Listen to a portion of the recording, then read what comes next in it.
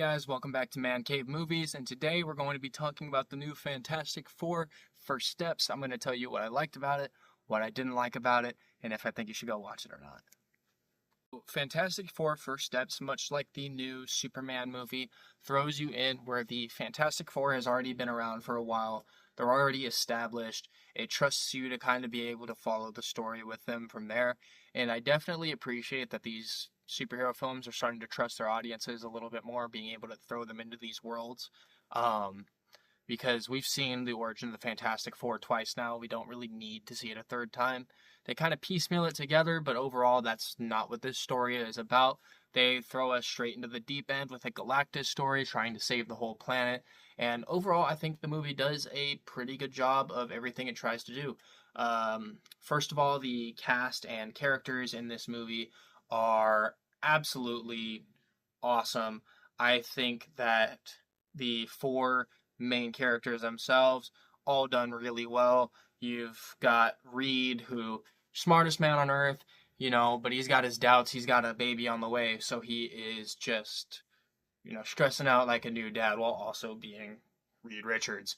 Then you've got the Thing, who, while they could have done a little bit more with him, I think that they do a really good job in humanizing him and making him a very likable character without totally delving into the I'm a freak thing that a lot of Thing stories do.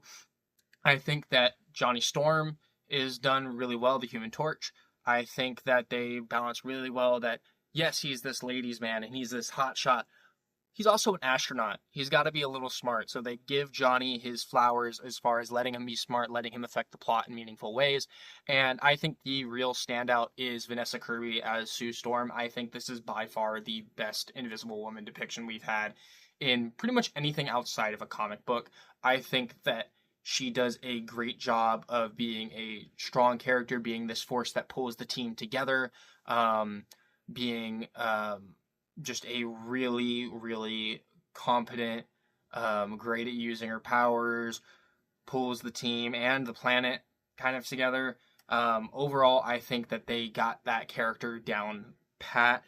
I also kind of want to throw a quick shout out to Herbie, Galactus, and the Silver Surfer. I think all of those characters were very well implemented. I was a little bit iffy on the Silver Surfer. I know that this new character, this female version of the Silver Surfer, is a comic character.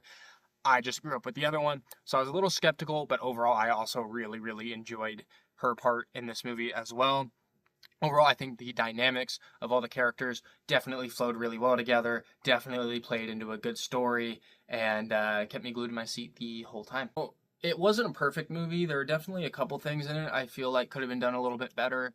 There is one part in particular where the public opinion is kind of against the Fantastic Four for some actions that they took, and it takes one speech to kind of push all that to the side. And while I understand that they did that for the development of one of the characters and the development of the team, I don't think that that's necessarily a super believable thing. It kind of seems like they acknowledged that that would be something that would happen and then swept it under the rug. And I do think that there are a couple other plot points in a similar vein where they kind of gloss over something to get to what they need to get to, which you only have so much time, I understand. It's just something that I noticed. I also think that if you were expecting this movie to be a neat lead-in to Avengers Doomsday, that is not what this movie is. It leaves a lot up to, not interpretation, but there is a lot of speculation that it's kind of opening up right now just because it doesn't give us a whole lot. It's not a bad thing. It's just if that's what you were expecting this movie to be, that is not what it is at all. So overall, I think that Fantastic Four continues the strong slate of superhero movies that we've gotten this year with Thunderbolts and Superman, and sort of is taking part in this little mini resurgence of these movies that I feel like we've been having over the summer. Overall, I give it a 4.5 out of 5. Definitely go out and catch it in theaters if you have the chance. It's a great time. You're going to really enjoy it if you like these superhero team dynamic movies. This is going to be right up your alley.